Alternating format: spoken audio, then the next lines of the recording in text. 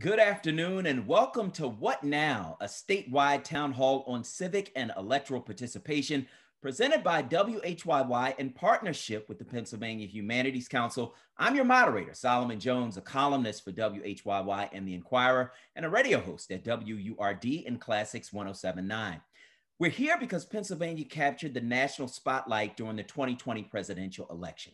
From the surge of mail-in voting amid a pandemic, to accusations of fraud, a deadly insurrection, and now a second impeachment, this unprecedented electoral season has shaken the foundations of our democracy.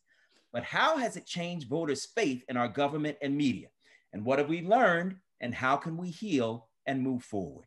We'll try to answer some of those questions and some of your questions as well with a panel from across the political spectrum. Let's meet them now. Former Congressman Charlie Dent is a Republican who represented Pennsylvania's 15th congressional district in the U.S. House of Representatives from 2005 to 2018. He's a senior policy advisor at DLA Piper and a commentator for CNN. Good afternoon, Congressman Dent. Great to be with everybody. Thank you. Yep, absolutely. And Camille Burge is an associate professor in the Department of Political Science at Villanova University, where she also serves as the assistant director of the Center for Peace and Justice Education. Prior to joining Villanova in the fall of 2014, she received her BA in political science from Bethune-Cookman and a master's and PhD in political science from Vanderbilt. Professor Burge, welcome. Thank you for having me.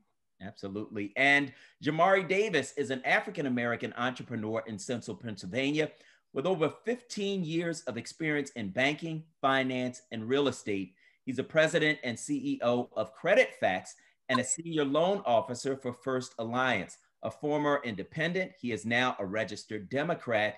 Mr. Davis, good afternoon. Good afternoon. Thank you for having me. Absolutely. And Katie Meyer is WHYY's political reporter. Prior to coming to Philadelphia, Katie was WITF's Capitol Bureau Chief and covered all things state politics for public radio stations throughout Pennsylvania. Welcome, Katie. Good to see you again. Good to be here. All right. So let's start by exploring what voters across Pennsylvania told us as WHYY traveled the state during this election season.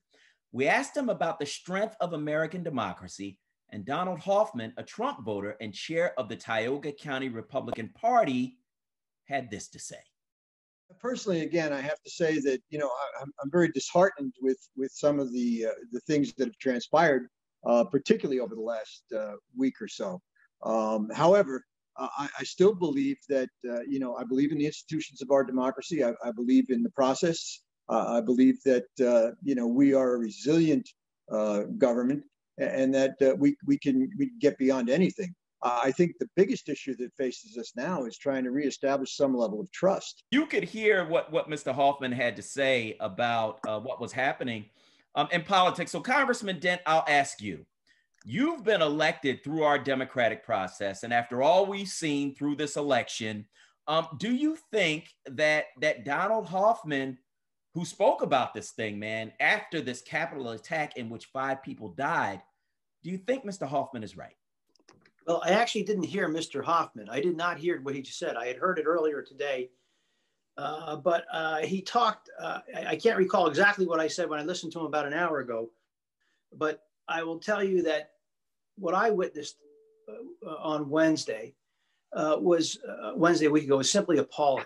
I mean, as a person who had been elected to the high office of Congress, what an honor it was, and to see the Capitol desecrated in such a way, to see a group of what appeared to be, Proud Boys, QAnon conspiracy theorists, some white supremacists, some people who thought they were tourists, the guy who dressed like he was in the Village People, and it was a freak show, all wrapped into a hot mess, all to interrupt and to try to prevent the peaceful transfer of power. And they literally launched a frontal attack on the constitutional order. I'm glad that people want to turn the temperature down. We should try to turn the temperature down, but we also have to talk about accountability and make sure people are held to account for their, outrageous behavior, criminal behavior. And so so I think we're still as a nation shocked by what's happened. And it's incumbent upon all of us to figure out how to get to a better place. What happened again last week, led to the impeachment vote yesterday, and this nation is bitterly divided. And I'm, in my own mind, I'm trying to figure out if what happened last Wednesday was the end or the beginning of something. And at this moment, I think it's too soon to tell. But I guess the best thing that all of us can do is try to make sure that whatever happens going forward, that we try to shape events in a way that will get this country onto better ground. Clearly, there's going to be a need for reconciliation. People talk past each other nowadays too often. That politics has become too dominant in all of our lives. I often thought that if Joe Biden had a clever catchphrase for his campaign, Trump's was, make America great again. Maybe Biden should have been, make politics boring again. I mean, we need to do something that, get people back to a better place and a better balance and a better perspective in their lives and all of our lives. And who am I to talk? I'm a pundit on CNN. So, I kind of, but you know what, though, you were a congressman, though. So I want to ask you that question from that point of view. And if you could quickly just, weigh in on that as somebody who has been elected through our democratic process. You served as a Republican congressman. You saw the House basically stormed last week. I mean, what did you think as somebody who worked in that very Capitol? I said on CNN at the time as I was watching it, my reaction was, the image that was seared into my mind was the guy who was walking through one of the corridors with a Confederate battle flag draped over his shoulder. You know what I'm talking about. That one guy was walking through the corridor. And I kept thinking, and I said it on CNN at the time, I said, what's so offensive about that was that if you go into the east front entrance of the Capitol, right by the front door, there's an oversized bust of Abraham Lincoln right next to a beautiful plaque, bronze plaque.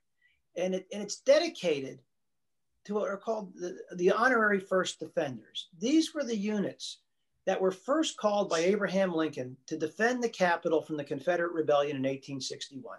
And the reason I know that, I would always show that plaque off to constituents because the first unit there was the Allen Rifles of Allentown, Pennsylvania. And there are 4 or 5 other units, one from Reading, one from Pottsville, one from Massachusetts, and one from New York. And I was always so proud of that, to show that to my constituents, that when the Capitol was thought to be under assault during the Civil War at the beginning, it was our ancestors who were the ones who came down to defend it first. And to think that somebody could walk through the Capitol corridors with that Confederate flag unrestrained was just, to me, just such a violation of everything that this country stood for. And so that's probably what just struck me more than anything else, that image. And there are plenty of other horrible images that day, by the way, but that one is the one that I just can't get out of my head. Okay, so Professor Burge, you're a political scientist and your work focuses on the intersection of political psychology and racial and ethnic politics. The congressman talked about the Confederate battle flag as the image that's seared in his head from that rebellion and that attack. I mean, what do you think as somebody who is also a Pennsylvanian, but I would imagine sees it from a different point of view? Yeah, so, Donald ended the video talking about something that I thought was really important, which is the importance of trust, right? And reestablishing trust between the people and government. And what we know is that trust matters in democratic systems. The more that citizens trust their government, the better democracy functions. And why is that? Well, in our system, people are at the center of government. It's from the voices of people that democracy reigns true to its purpose, serving at the will of its citizens through representation and the concept of popular sovereignty. And integral for this relationship between citizens and government is trust, because, as Robert Putnam said, for it makes democracy work. We can think about trust in 2 ways, going off of Donald's comments again: social trust and political trust. Social trust being generalized trust in others, and political trust meaning trust in political actors and institutions like Congress, the president, and the courts. Political scientists, we define trust as the ratio of people's evaluation of government performance relative to their normative expectations of how government should perform. And what we're seeing right now, as it pertains to both social and political trust, is that we don't have much of it. I'm nervous to be in public right now. If a person coughs near me, my neck is on a swivel. I'm giving dagger eyes. I think what we saw break down on the Capitol last week was in part a breakdown in trust. And as it pertains to political trust, when we're seeing phrases like stop the steal or the president saying that the election was stolen, it's only going to further decrease trust in government, especially among those 74 million people, who supported President Trump. And this lack of trust will have a spillover effect in terms of it delegitimizing the people and the actions of the people currently in power. If people continue to cling to this belief that it was a stolen election. So in the context of, what's next or what's now, I think that we can expect to see lower levels of trust in government among Republicans, what should be higher levels of trust among Democrats because they have unified government control of the House, Senate, and presidency. I say should, though, because for Democrats, there's growing bifurcation and tension within the Democratic Party from the more progressive wings of the party versus those that are more centrist. And thinking even beyond partisanship, which is what I feel like we saw on full display at the Capitol and its effects on trust in government, we need to be thinking about how levels of trust vary among racial and ethnic minorities. So for example, scholars studying the role of trust in government find that racial discrimination breaks down trust in democratic institutions, especially among Black people. Black people's distrust has been hypothesized, tested, and now more broadly known to be oriented in the group's formalized experiences with racial discrimination on behalf of the state and persons in civil society. So just going back to the end of Donald's comment about trust, like trust matters, and it matters at all levels of government, local, state, and federal government, and it has differential effects depending on which groups we're talking about and its broader implications, for society. Okay. So I want to ask you this question, Jamari Davis, as somebody who, you live in Lebanon County, and I go to Lebanon County often. It's where Hershey Park is. So I take my kids there, I take my family there. But what I noticed in the run up to this election was that there's a lot of support for Donald Trump there. I wonder how people in the area where you are responded to what happened with this insurrection at the Capitol. So the response I saw was a lot of there was no taking ownership. It was blaming. It was Antifa, and it was really Black Lives Matter in disguise. And we as a country can't heal until we take ownership and realize what was done was wrong, and we can move past it. Where I live, there are a lot, like on my block, I'd say every house has Trump flags. I mean, there's Trump signs. The one house has a picture, like a life-size cutout on the porch. So it's definitely Trump country. And, everything kind of filters down from the top. So from before the election, when we were inundated with voter fraud months before it happened. So in everybody's mind, they're already thinking that this is a thought that's already in their mind before it even happened. When I voted, probably, and I'm guessing 98% of the people in that particular place was for Trump. And there was murmurings about, are they going to check for licenses and what's going on? And, how do we know that our votes are going to be counted? And I voted for a long time, and I've never heard anything like that before. And again, this was before we even got the results. So everybody already had it in their mind that, if he loses, the reason is because of fraud. When, I don't know how many courts have looked into it and nothing was found. It's just insane. And as far as the insurrection, on my Facebook feed in my neighborhood, everybody was talking. The Republican side or the Trump side, it was all about, there was no ownership. It was all Black Lives Matter. And, at the end of the day, you saw who it was, there's videos, there's evidence, and, we know who it was. We're talking white nationalists, Trump supporters. And at the end of the day, what I take from it, number one thing is white privilege at its highest point. I don't care what anybody says. If the people were Black and brown, it would have been a slaughter. It would have been red everywhere. Because as you know, when Black Lives Matter marched there, the National Guard was actually there first, in full guard, full gear. But now this happened and there was no help to be found. And that was by design. Yeah, yeah. And so we've gotten some questions from some of the listeners, but before we get to the first one, because I think it refers to some of what you were talking about, I want to ask Katie, in your reporting, after this riot, this insurrection took place at the Capitol, what have you been hearing from people across the state? Ooh, big question. So listen, I think we live in a media environment. You know, I think a lot about communication of information, and I think we live in an environment where, frankly, people have different versions of reality.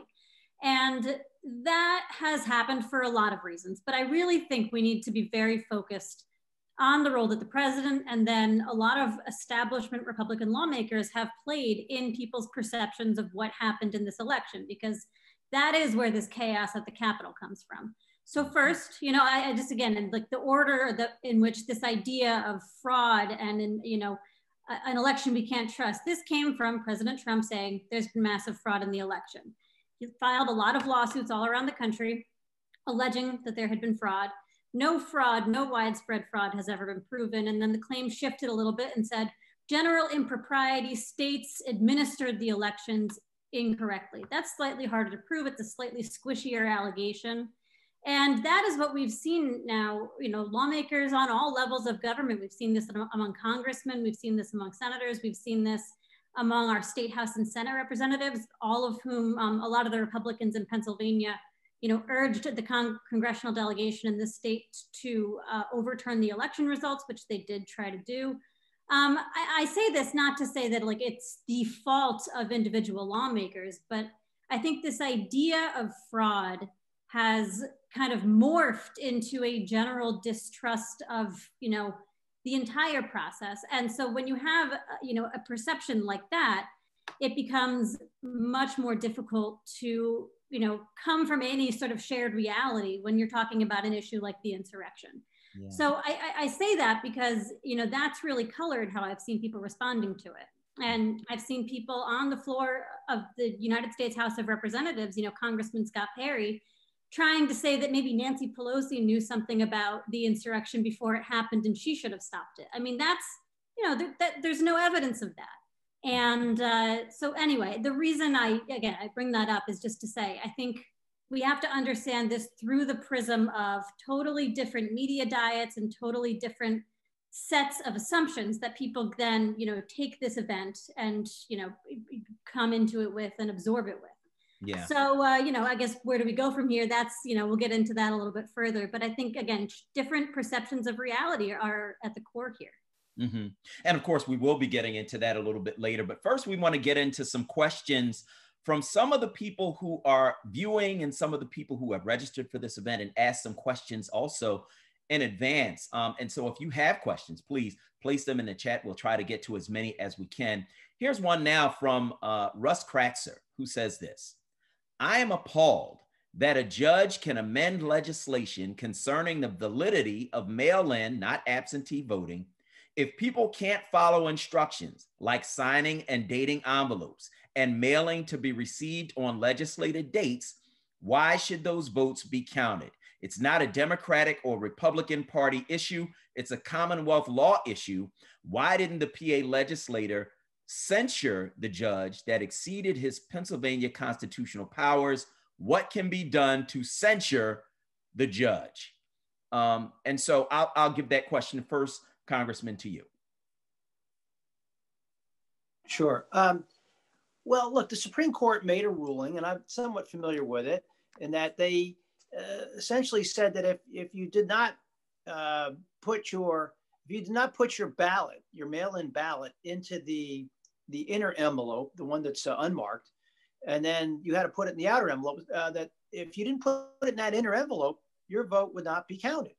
Okay, they also made some other rulings, but I think the issue was they permitted votes to be counted that may have been postmarked on election day, but arrived up to 3 days later. Well, given the pandemic, given the problems with the Postal Service, I understand what the letter of the law was, but we are in the middle of an emergency. And I thought that was not an unreasonable ruling of the judge. Yes, the letter of the law was only those mail-in ballots that were received before the polls closed. But we, by all counts, were having problems with the mail. So if they were postmarked and received up to 3 days later, they could be counted. I did not think that was an undue hardship on anybody. And so I thought the court was actually within its right.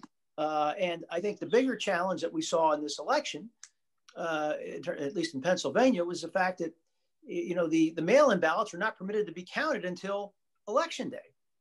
And that's why, and people from some of my former colleagues from around the country, where I was getting calls from people saying, why is it taking so long? And I said, well, because they couldn't begin to count them until election day. Yeah. Other states that have had a longer history of mail-in voting, you know, do permit that. And that was the reason. I said, we're going to get an accurate count, but it's going to take a few days longer than it ordinarily would. So I think it's a little misguided to dump this all in the Pennsylvania Supreme Court. Yes, I think they can be very political, but I don't think what they said was completely unreasonable here. Mm-hmm. So at the heart of this question from this listener is that the judge was wrong. The judge should be censured for allowing votes to be counted when the person didn't put the date on that outer envelope. That's at the heart of this question. And so, Professor Burgos, I'll ask you that question. I mean, do you think that this listener has a point, or do you think that it's an illustration of some of the division that we've seen in this election? I think it's probably more of a product of the division that we've seen in this election. I mean, what I found most interesting about the things that were happening on Capitol Hill during the certification of the election results were just the amount of members of the House of Representatives that weren't even from the state of Pennsylvania, challenging what our Republican state legislature decided for us to do in terms of this emergency as it pertains to mail-in ballots. And I think what we've now seen at multiple levels of government, so state, federal, thinking about all of the court systems that any of these appeals about voter fraud and the stolen election kind of went through, what we've seen is that the process and how Pennsylvania handled it was actually okay. And so I don't think that I'm on board, at least for now. I'm not like a judicial politics person. I'd want to read more about it, but at least for now, I don't think I'd feel comfortable saying that, you know, the judge should be, you know, censured in terms of what this question is asking. I do also agree with Charlie as we think about why is it that in some states, when they do have mail-in ballots, you know, they can start counting them from the day that they receive them, as opposed to us and a few other states throughout the United States, where we actually have to start counting them on election day, leading to further delays and again, further, you know, decreasing trust in the process. Yeah. So a lot of voters, of course, are voicing all kinds of concerns about this election. And one of them was one who spoke to WHYY about his trust or lack of trust in the political process. His name is Lane Walker. He's a Biden voter and barbershop owner in Franklin County. And here's what he had to say. One area put for a whole county, one box where you can drop off your ballots. And that to me smacks of voter suppression when you weigh it at the backdrop of what history looks like and how when we finally got the rights to vote as people of color, you know, you got people standing at the polls, you know, white guys with axe handles and weapons and everything else, intimidating people. Now it doesn't look like somebody trying to intimidate me, but if I can get the powers that be to only put one drop-off location, knowing that there are people who have problems with transportation, knowing that there are elderly people, knowing that we're in the middle of a pandemic, and you do that kind of stuff, why would you not, if you wanted the democratic process to go as smoothly as possible, or else, then give the people the right and the ability to vote and give them those locations. So Jamari Davis, as a resident of Lebanon County, a very white area, where the majority of voters supported Donald Trump, and you did not. In hearing Lane Walker, does any of what he's saying sound familiar?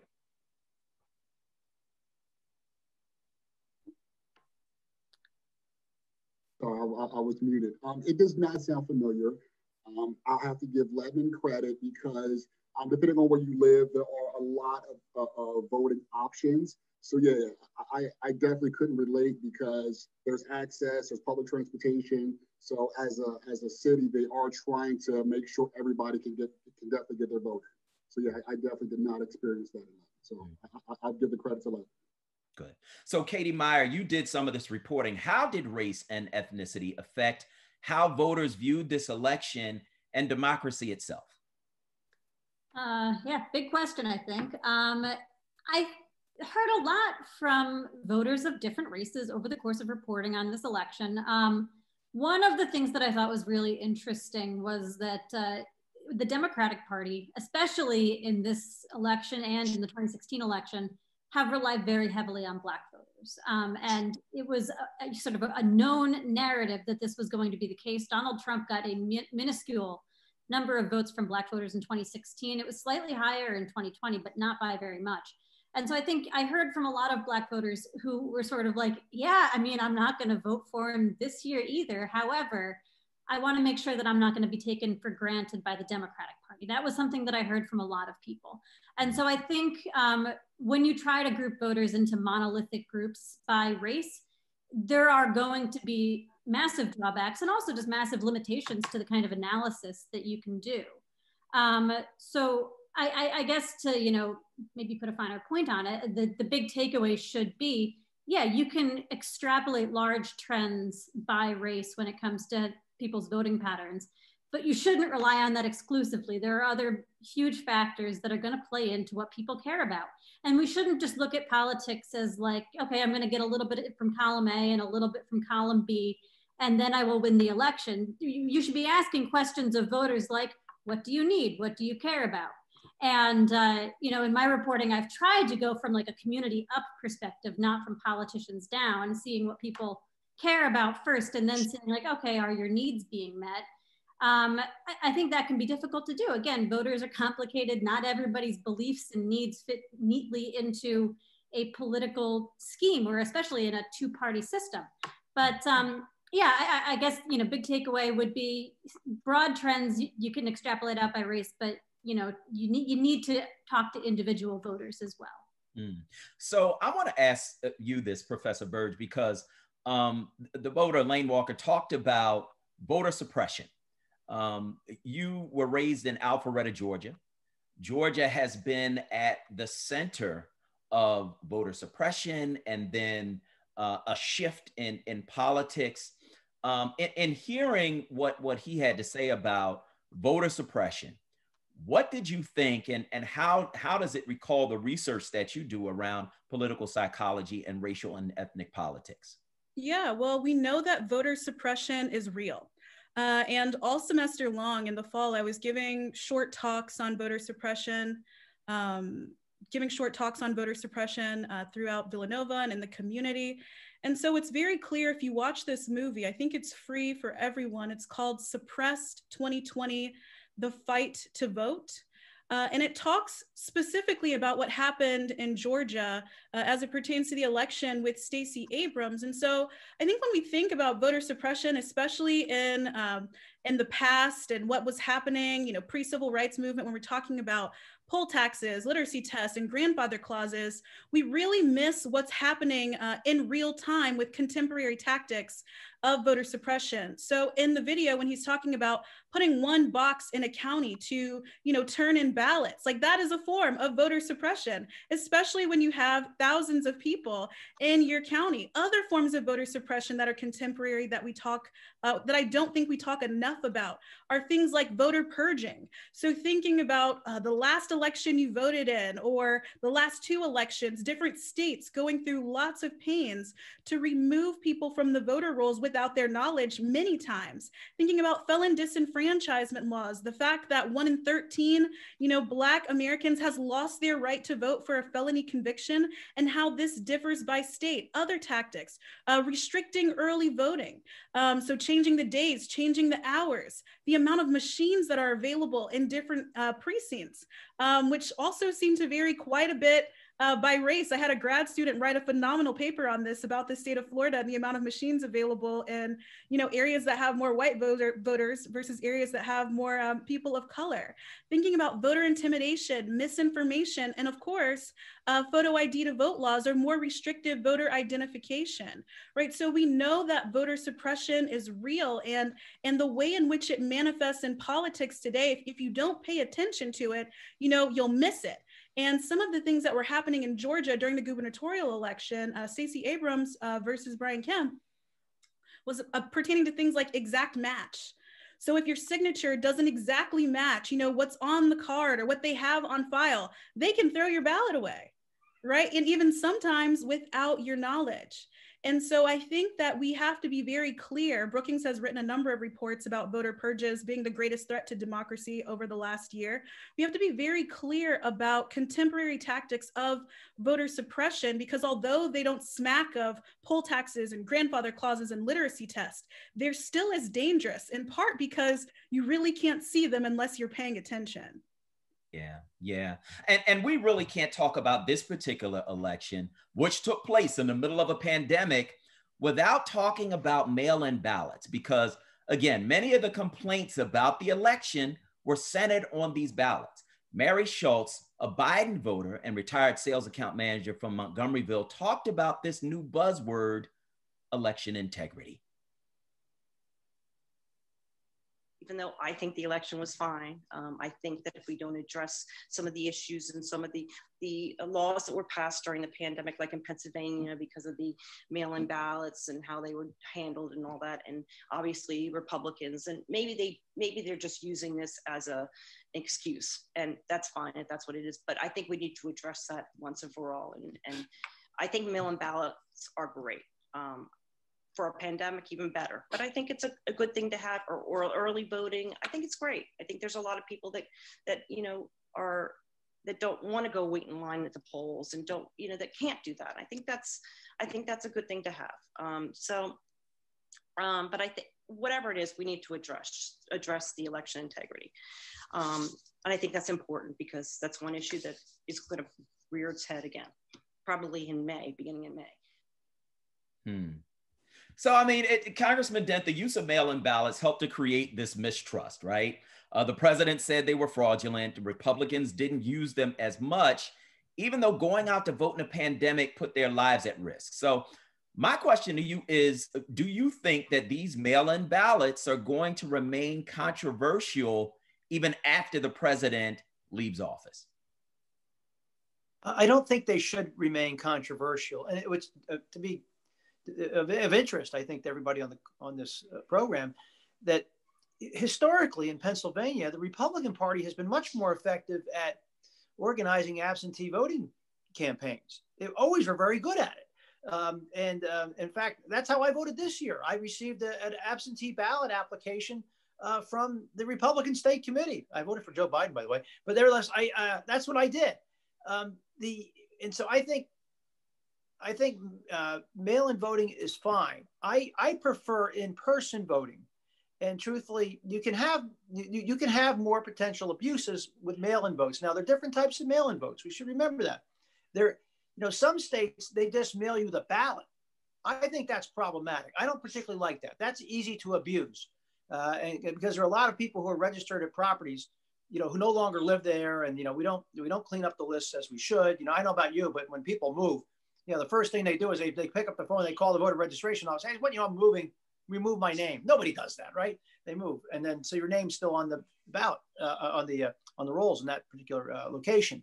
So, but in terms of abuse, we've had problems in the past. Not that I'm saying that you're going to experience a lot of problems, but as long as a person has to apply and send it in, I think that's most appropriate. But I should point out, back in the 90s, I was in the state legislature when we had a problem in Philadelphia in a race, Mark Stinson, when Bruce Marks won the election at the polls. He won by 500 votes, but he lost the absentee ballots. This was a special election. He lost so it was a low turnout, and he lost the absentee ballots by a ratio of like 10 or 20 to 1, where historically they've always been out the same. Well, the Philadelphia Inquirer and others did an investigation. They found that a lot of people had voted absentee who didn't know they voted. And so a federal judge intervened and he unseated the Democrat, Bill Stinson, and seated Bruce Marks. And so we've had that problem. Now, most instances of fraud tend to be isolated or incidental or irregularities, but they tend not to have an impact on the overall outcome. But we had these isolated incidents. There was no evidence of widespread fraud, but I would just caution people with these mail-in ballots that are just mailed out, the ballots themselves without an application. I do think there can be a potential for abuse in that area. And the final comment on the original question that was asked, and maybe I didn't hear it right, but the person was complaining about the signatures. I think that individual was complaining about the recent case in Allegheny County, where the state senator won because there were a number of people who didn't sign their ballots. And in the other county, Westmoreland County, was in the one Senate race. The Westmoreland did not count those unsigned ballots, but Allegheny did. 62 of 67 counties did not count the unsigned ballots because that was what the law stated. So there was a legitimate dispute there. It wasn't about fraud. It was about how they were counting the votes.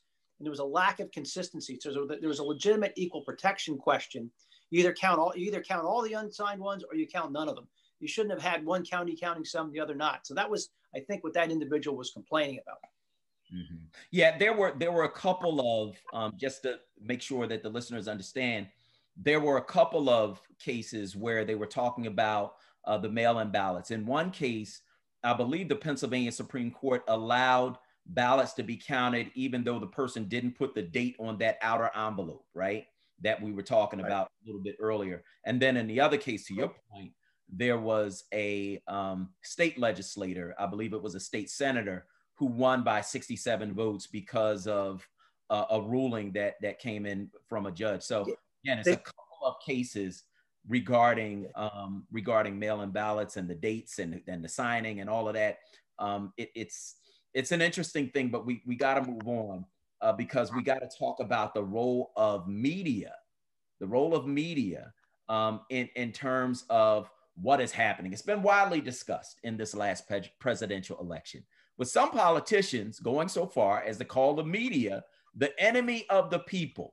And so now some voters no longer trust the media. One of them is Brenda Baer. She's a Trump voter who works as a nurse in McKean County.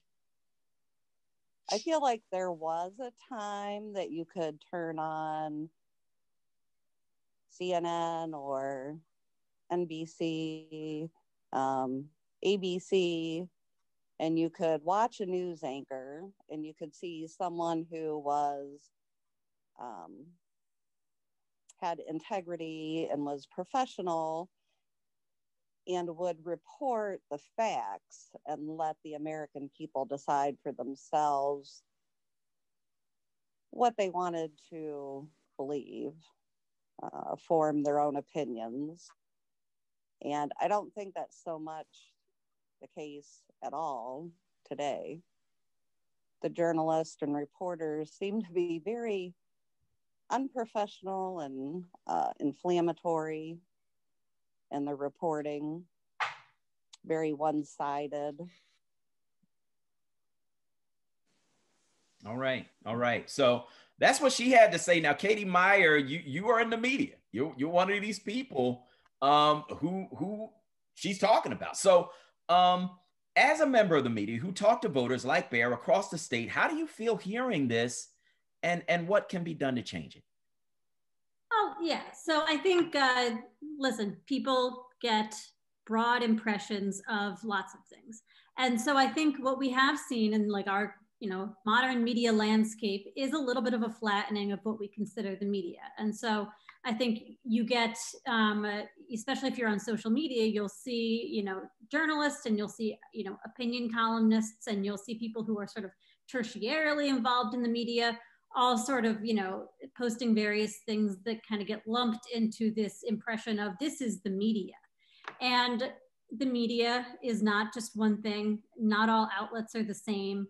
I think there has been a little bit of a shift, especially in cable news, toward like a talking head model where you will just see, instead of people, Charlie dead, but I'm not talking about you, Charlie. Or you'll see people just kind of sharing their opinions instead of, for instance, a produced story like our commenter might have been talking about seeing years ago. But I think one of the things that I always try to tell people is like, are you subscribed to your local newspaper? Are you listening to your, I love public radio because I work for public radio, but are you listening to your local public radio station?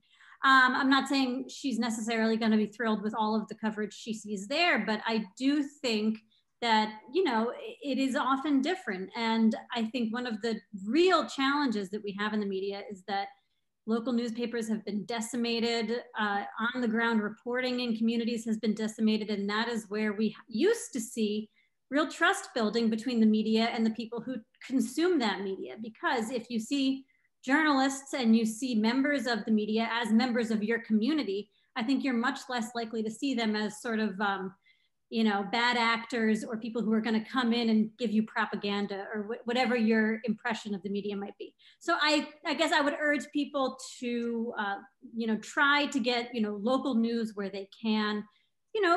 Try to consume as many news sources as possible. Try to be an active consumer of the news. And I think many people, come away with these impressions if they are consuming a lot of news or a lot of content through social media. But if you have a more intentional media diet and you're, for instance, and I know it's expensive to subscribe online to all these places, but if you're subscribed to like the New York Times and the Wall Street Journal or, whatever, some combination of outlets that you think have balanced perspectives, you might think differently, hopefully would think differently about it. Again, I don't necessarily think the media is useless. I don't like all of the reporting that I see, certainly. I mean, of course, we all see things that we wish were framed a little bit differently.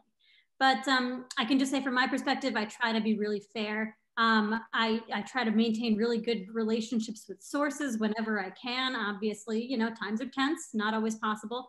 But, I always respond to emails from listeners if they have questions about a story or if they want to tell me something that's on their mind.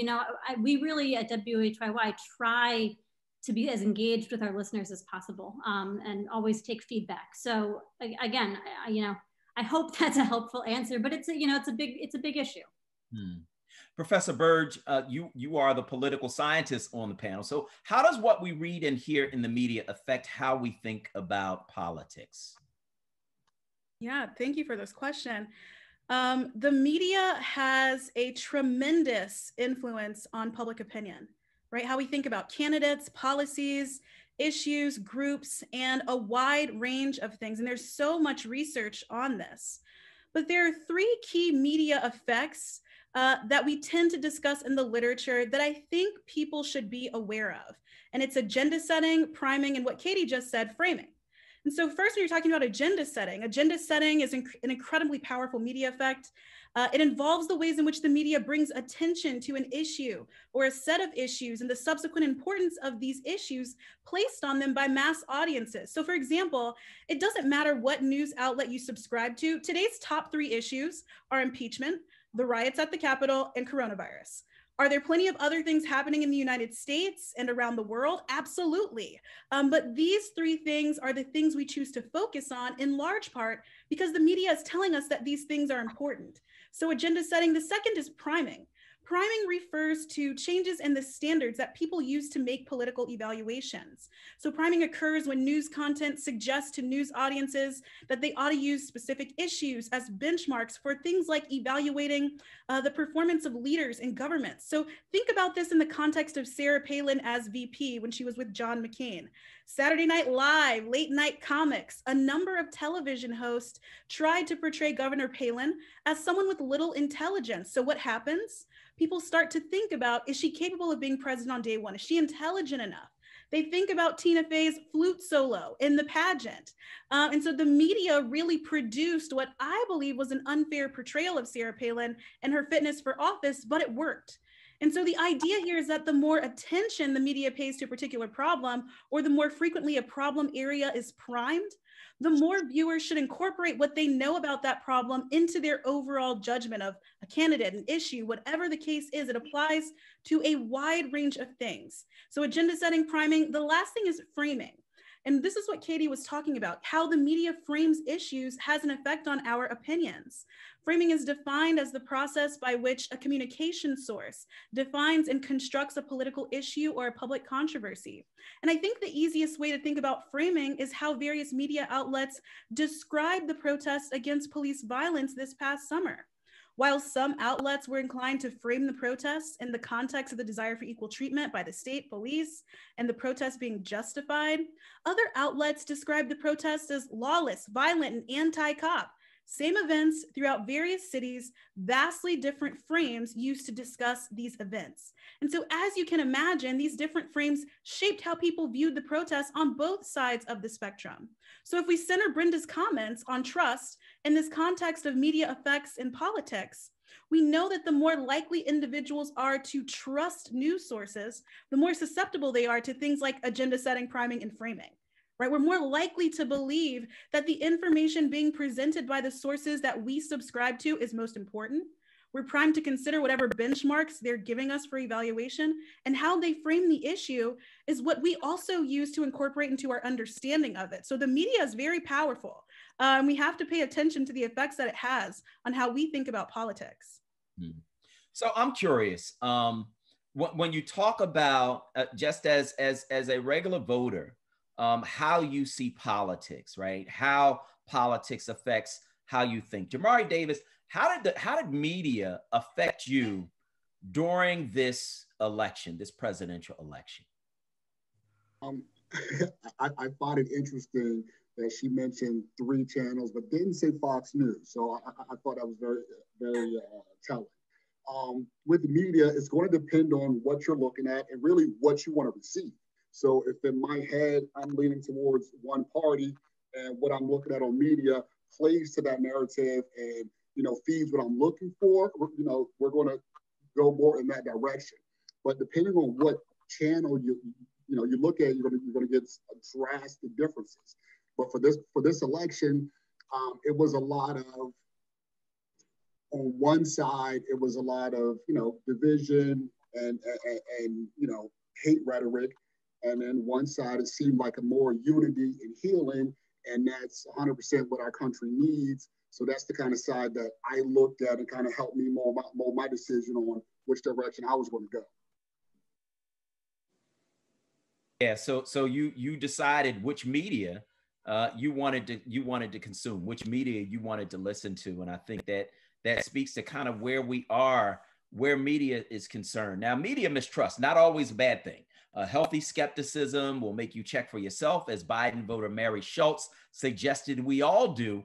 If you read or see something, she said, we should check to find it someplace else. Katie, you kind of alluded to that too. So traditional media was not the only source of news in this election, though. A lot of what people learned came from social media.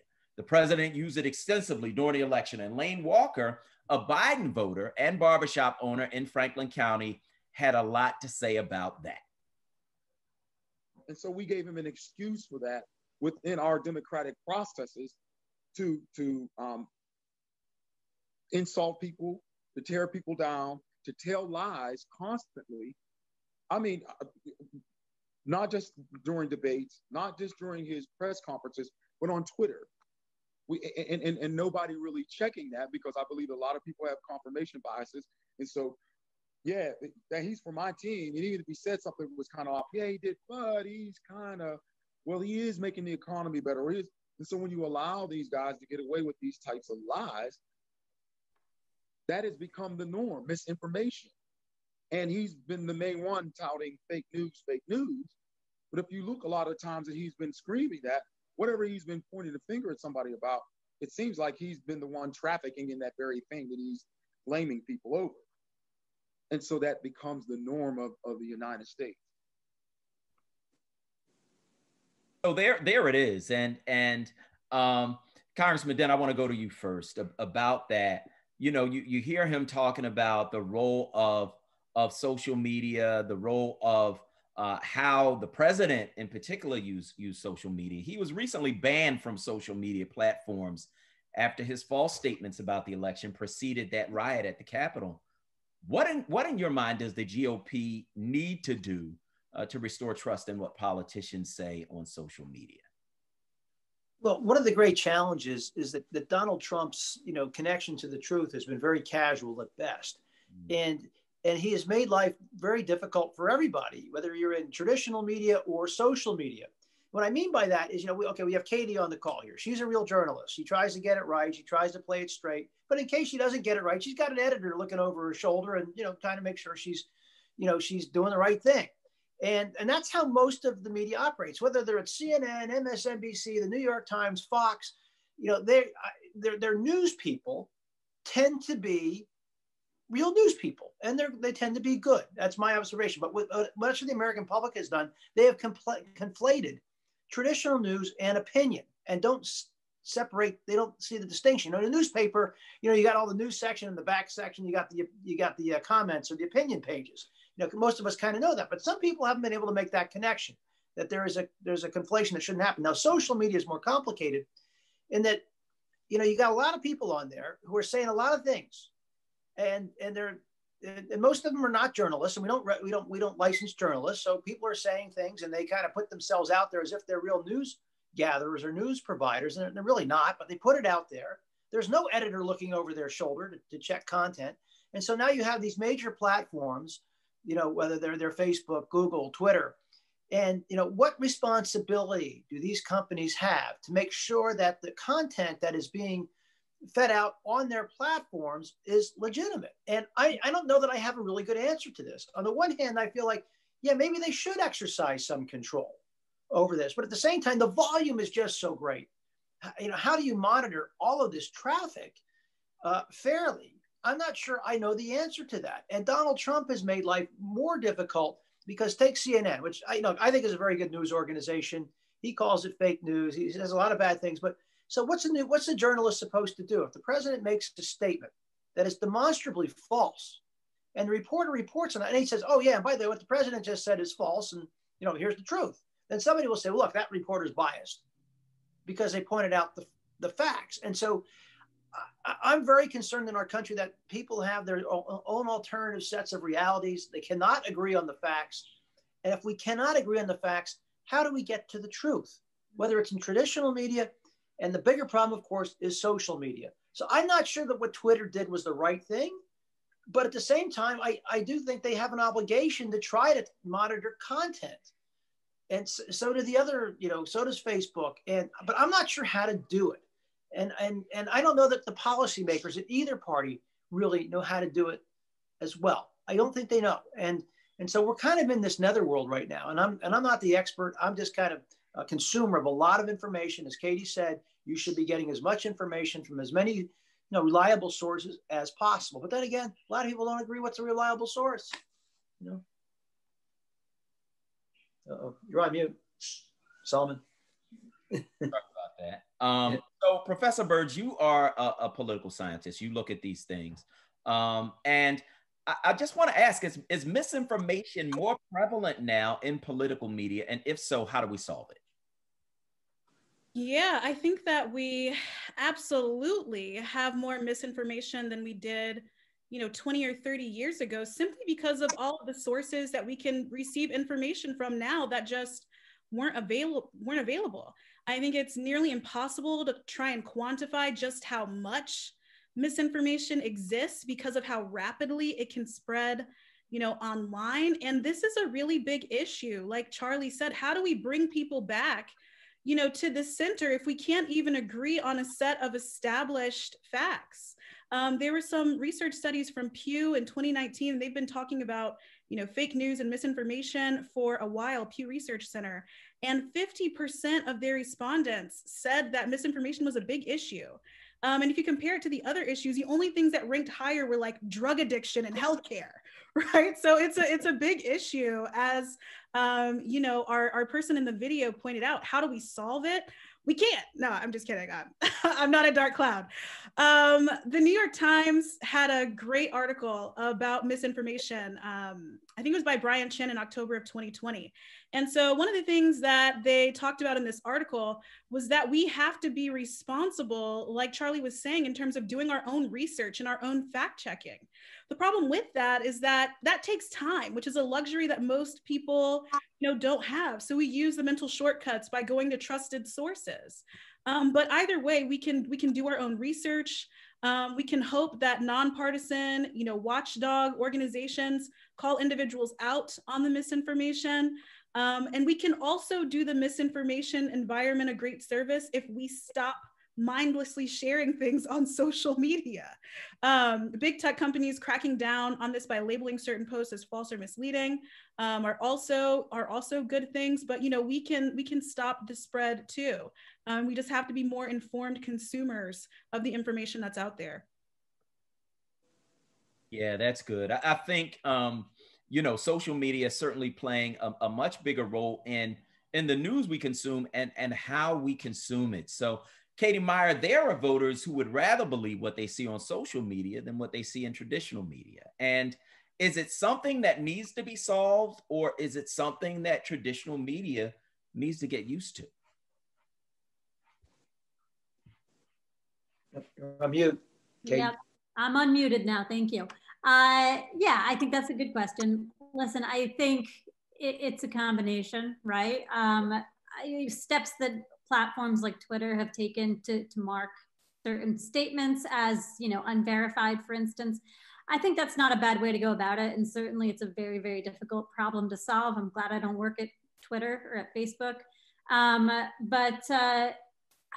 Yeah, I think it is a symptom of our political atmosphere. I think this is something that politicians could go a long way towards solving.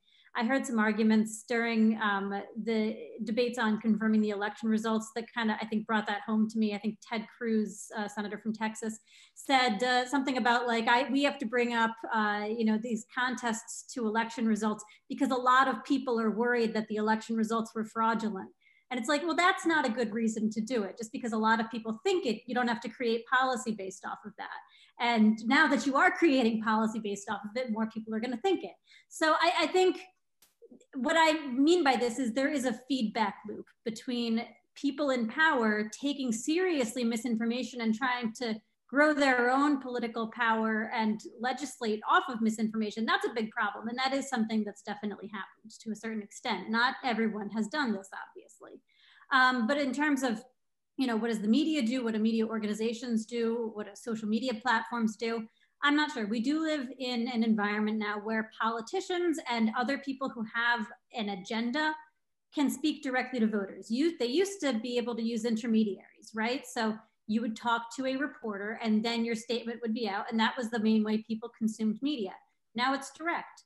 And so as all these great panelists have said, that just creates a different information environment. And so I think media literacy is a really good thing to be teaching in schools, being able to understand, okay, this is the bias of this person who has said this information, or I saw this meme on Facebook. Should I, believe it? What are the processes that I can use to see if this is real or not?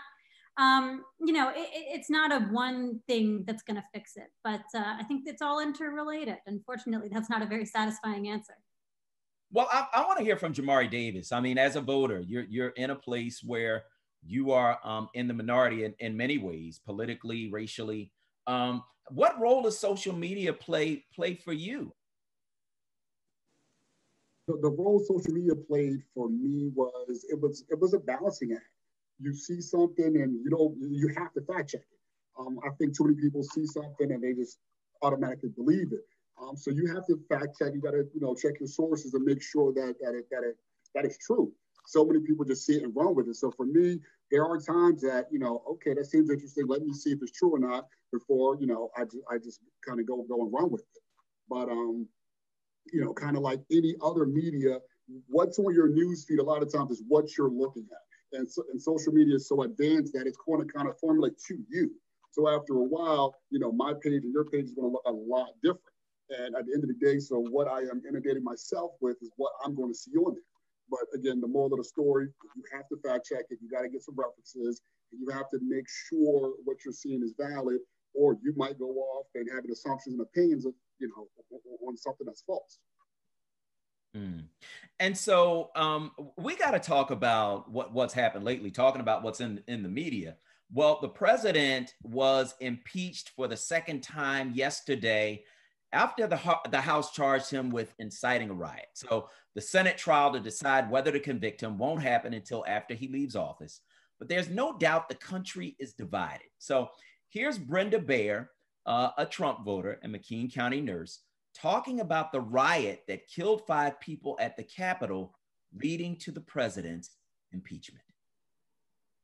I think it's a terrible thing that happened. It was horrible and disgraceful, just like every other violent act and protest that's been going on over the past months. I don't condone it, but I don't necessarily blame one person for a group of, lack of a better term, crazy people's actions. Republicans have been attacked in the past months, Republican politicians. There's been a lot that's happened that's just as bad, if not worse, but we're not seeing the coverage and the outrage over that. Jamari Davis, so you heard that, I heard that, we all heard that. What is your response? My response is, like, that was our nation's capital. That's the center of democracy that was attacked. Why are we comparing it to something else? You know, it's like, hey, I did something wrong, but you did too. No, it was a disgrace. It was wrong. Let's call it what it is, and let's try to heal from it. And at the end of the day, you know, as far as people try to compare it to X, Y, and Z, no. I'm 41. I've never seen anything like it in 41 years. I've never seen anything like it. From this past summer, nothing. And, you know, it drives me crazy, the comparison to other, you know, protests. Our nation's capital was attacked. And, you know, and I don't want to keep bringing it up, but it's white privilege at its finest. Because at the end of the day, if those people were Black and brown that were climbing those walls and invading the Capitol, there would be hundreds of deaths. There would be the police dogs, the fire hose. It would, first of all, it never would have happened because they would have been prepared ahead of time. Like, it's just, it drives me crazy when people want to compare that to, you know, a Black Lives Matter or any other protest. In 41 years, I've never seen my Capitol attacked. And not only did I see it, the world saw it. So now you have the world looking at us saying, is it really that easy? Like, it was a catastrophe that, you know, I don't know how we're going to get past it other than taking ownership and not comparing it to other narratives and coming together and heal. This country needs to heal. This country needs a therapist, a great therapist, and we have to heal emotionally. Professor Berg, there's a racial element to this, and Jamari alluded to it, and it really can't be ignored. The mob that broke into the Capitol and killed people over political disagreement was overwhelmingly white. Why does this matter, and how can it be fixed? Yeah, I mean, going off of Jamari's comments, there's very clearly, for anyone who's willing to see it, a racial element to this that cannot be ignored. And this is what the gist of many of the articles that I read were Jamari's comments, right? What would have happened if these protesters were people of color, if they were Black, if they were Muslim? How would they have been treated? And we already know the answer to this question because we saw how police reacted this summer to protesters. So the fact that the mostly white crowd were able to break through the barrier and survive has clear racial overtones. We know that in 2013, Miriam Carey was not so fortunate and was shot and killed by Secret Service and the Capitol Police. The fact that hundreds of people were able to break into the building and have an active standoff with Capitol Police outside of the House chamber and just leave, just walk away, is problematic. Where were the handcuffs? Where were the arrests? It took at least a day for various agencies to ask people to identify individuals from footage and videos so they could apprehend them. When Black people and their allies protest, they're arrested en masse on site. And why does it matter? It matters because we have serious racial issues in America that affect the lived experiences of so many people. The civil rights activist Diane Nash was our MLK keynote at Villanova a few years ago.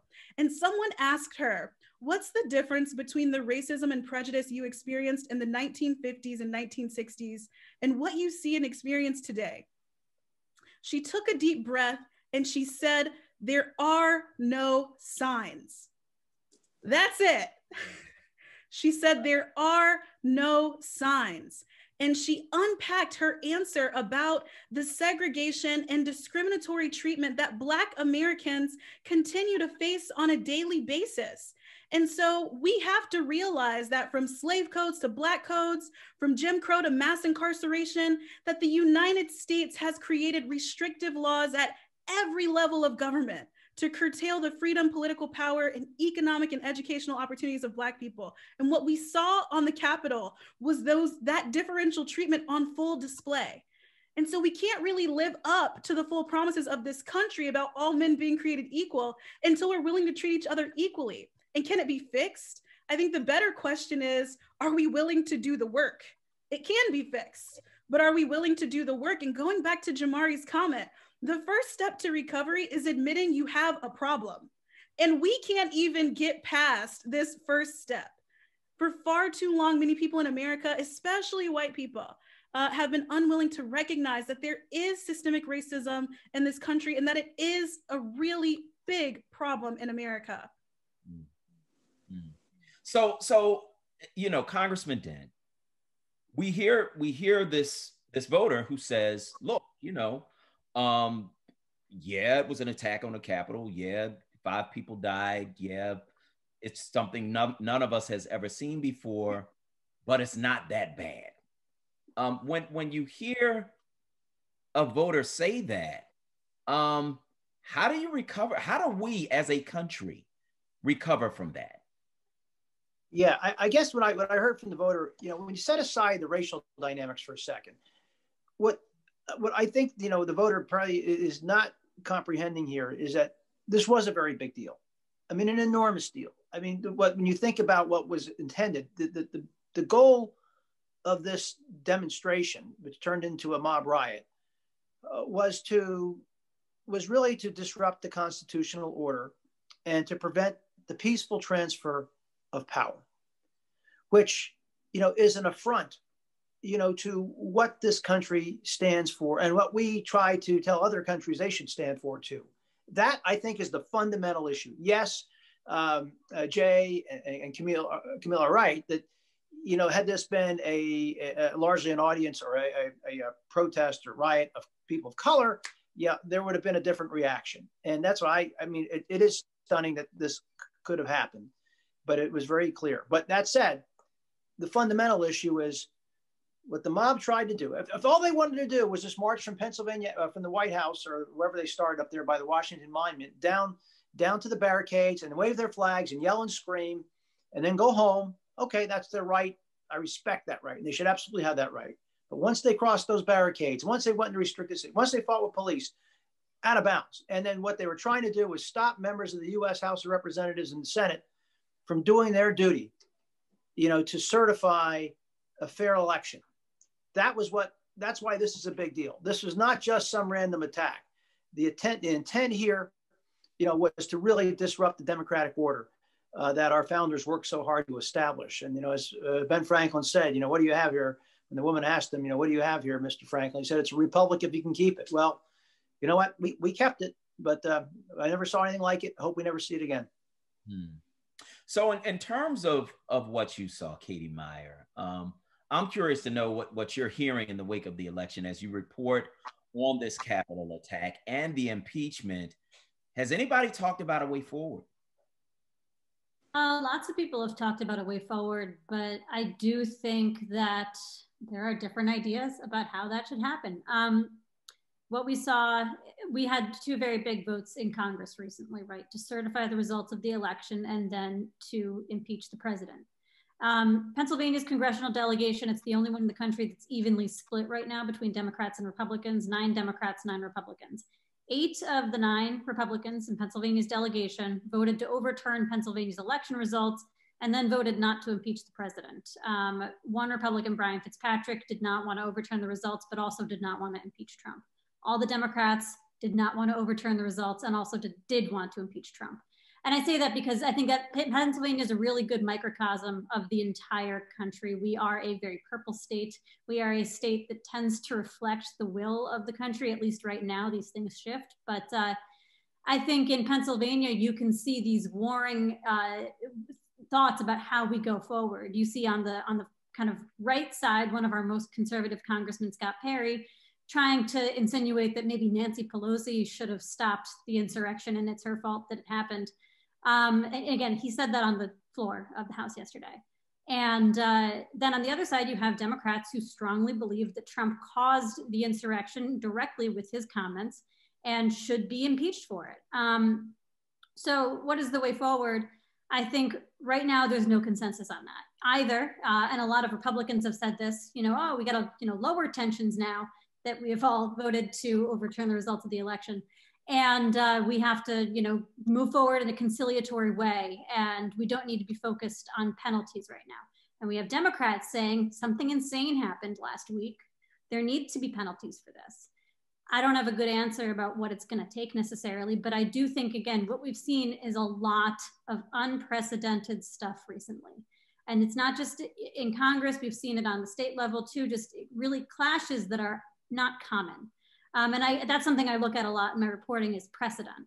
Again, just a little bit of uncharted territory here.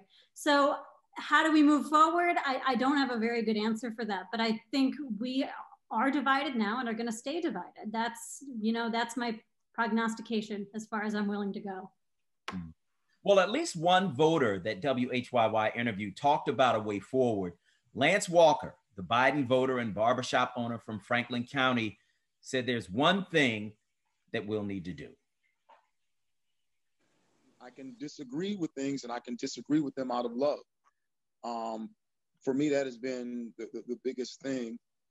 That even when I get into a disagreement or argument, I still got to come from a place of love. I think we're at such a place right now in a crossroads that that so much needs to happen. And if it's going to happen, I have to hold myself accountable and say, okay, Lance, you've got to start it, even though somebody may be saying something, say somebody who's on some strong white supremacist stuff. As much as I disagree with that and hate that or whatever else, I still have to deal with them out of love.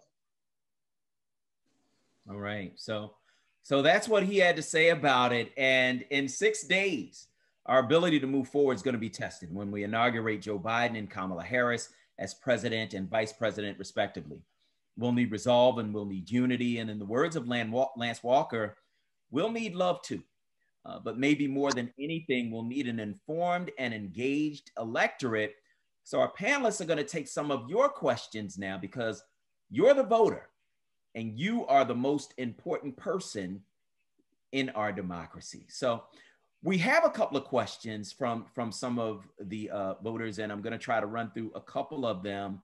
One comes from Melissa McCabe, who says this: why does it seem like Republicans do not want every single person to have the opportunity to vote?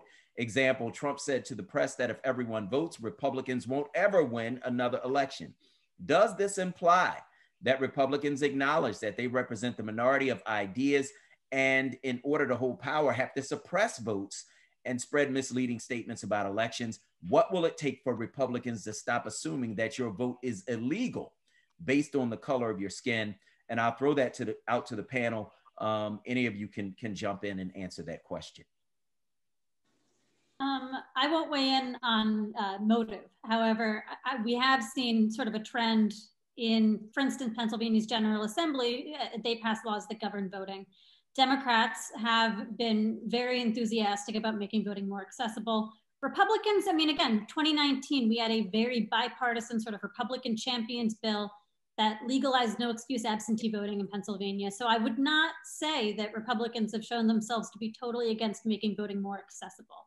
However, I mean, especially after this election, again, sort of a highly partisan charged atmosphere, I have talked to Republicans who are interested in sort of tightening up voting in Pennsylvania a little bit more. A lot of them were very unhappy. The counties went ahead and put in ballot drop boxes. They want to get rid of those, even though a lot of voters used them.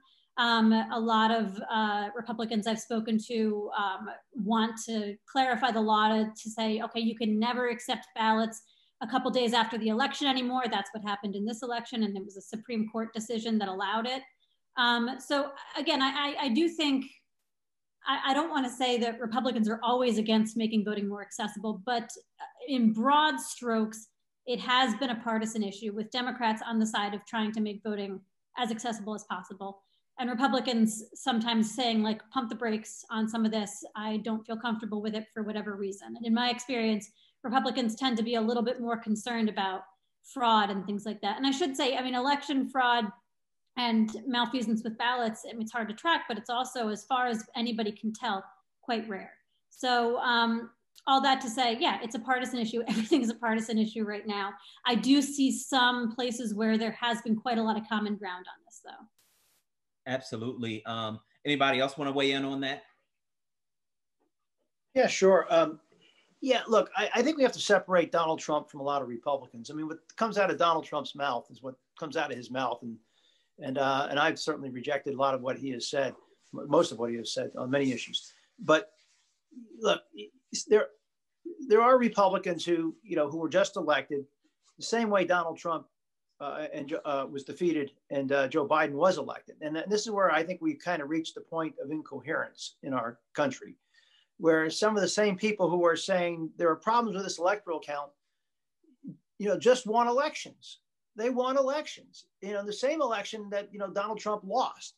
So how can one say that the election for president was fraudulent, but their own race for Congress or for the state legislature was clean as a whistle? I mean, if you're going to steal an election, you're going to take it all, right? You're not just going to take the president. You would take it all down ballot. I mean, how do you explain this? Now, I would also say too, look, there are some Republicans who are too restrictive. I would agree with that. And there are some Democrats who I think are too liberal. I mean, I've never been a fan of same-day registration. A lot of Democrats push that. I think you can get a lot of trouble with that. I'm not crazy about, just willy-nilly mailing out ballots unsolicited to every registered voter because, you're sending it to a lot of places where there's nobody there and there's potential for abuse. So I think we can manage better access for people to vote while at the same time guaranteeing better integrity. We can do both.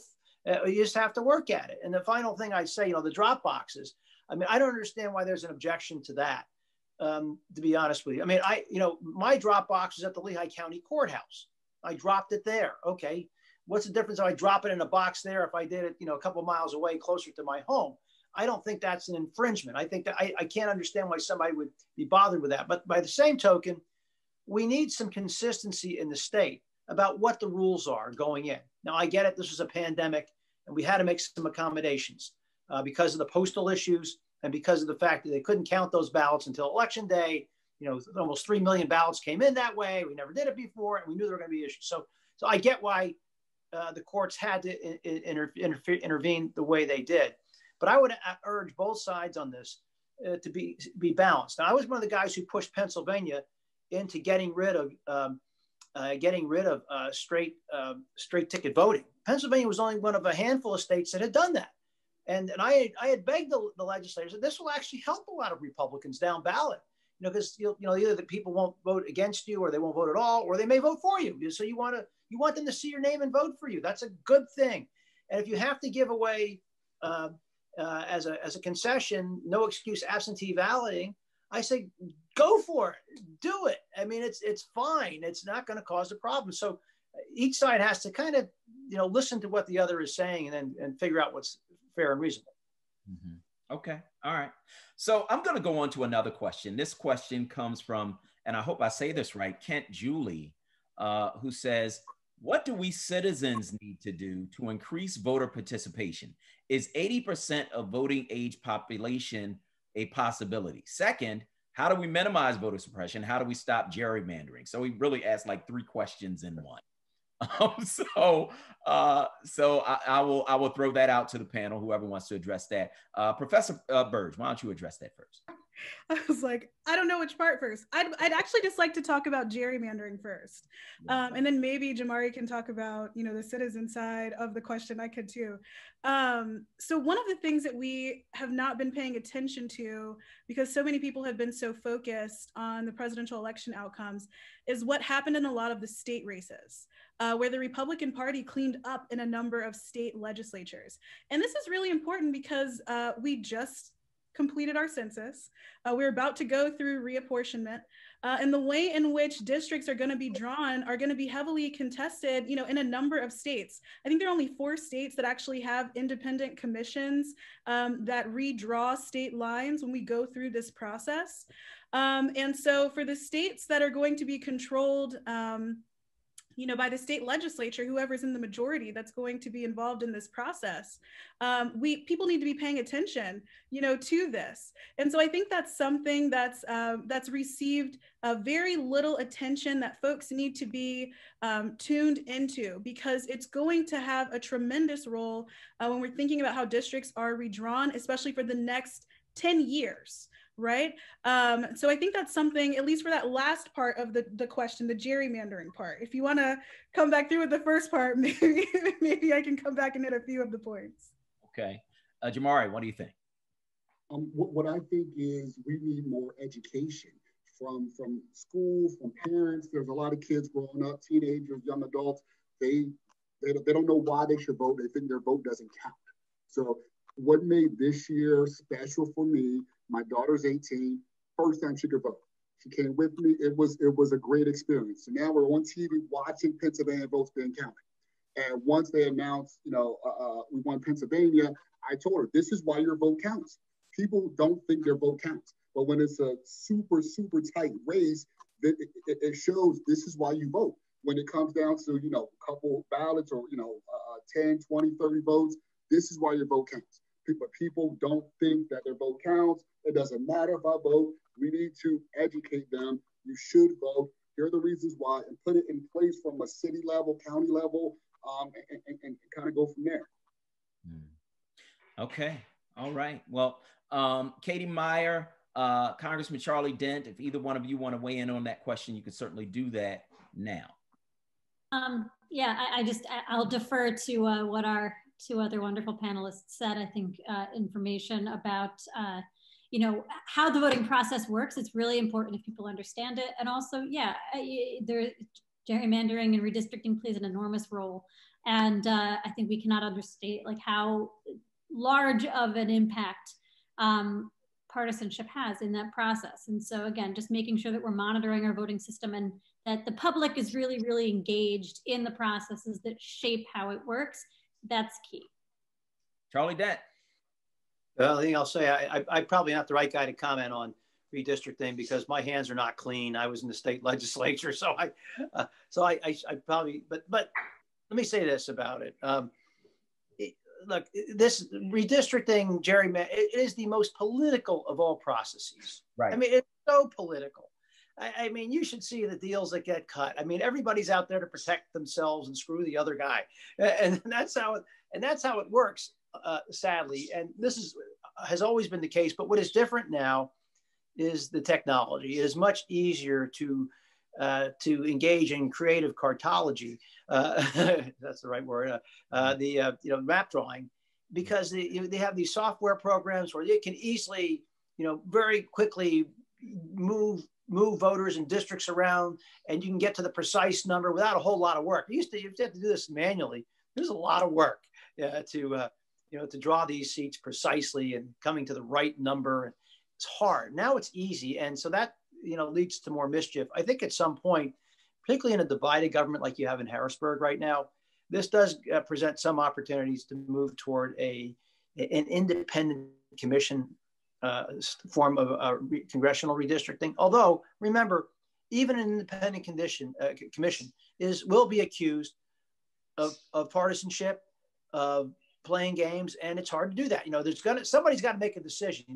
Who's going to be that? If say there are 4 people on it, who's the 5th person, and who points that person, and what is their bias? because they have a bias. Everybody has a bias. So you're never going to be rid yourself of the politics in redistricting. It's inherently political. Okay, well, let's hope that things change in the future. I want to thank everybody who joined us this evening for What Now, a statewide town hall on civil and electoral participation presented by WHYY in partnership with the Pennsylvania Humanities Council. I'd like to thank our panelists, former Congressman Charlie Dent, Villanova political science professor Camille Burge, entrepreneur Jamari Davis, and WHYY political reporter Katie Meyer. I am your moderator, Solomon Jones. You can learn more about WHYY at whyy.org and more about the Pennsylvania Humanities Council at pahumanities.org. Thanks so much for joining us and have a great evening.